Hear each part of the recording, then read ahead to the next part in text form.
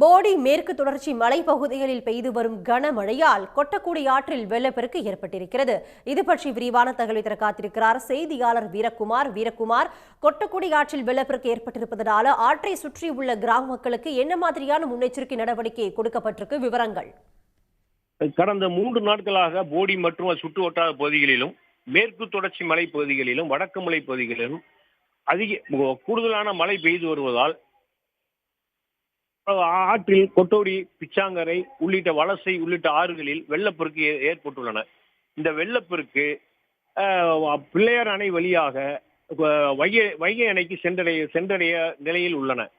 இருப்பினும் இந்த வெள்ளப்பெருக்கின் காரணமாக ஆற்றின் இரு கரையும் அடித்து செல்லும் அளவிற்கும் மரங்கள் புறம் கரையோர மரங்கள் அனைத்தையுமே வெள்ளப்பெருக்கு இழுத்து வந்து கொண்டிருக்கின்றன. இதனால் சைடு இரு கரை பகுதிகளிலும் உள்ள தோட்டங்கள் முற்றிலுமாக சேதமடைந்து வருகின்றன.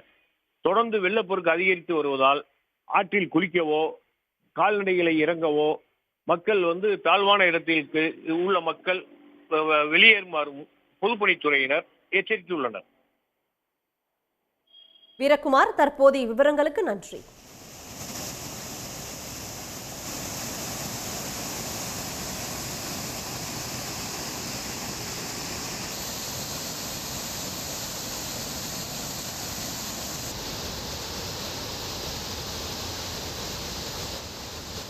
உடனுக்குடன் செய்திகளை தெரிந்து கொள்ள சன் நியூஸ் பெல் ஐகானை கிளிக் பண்ணுங்க.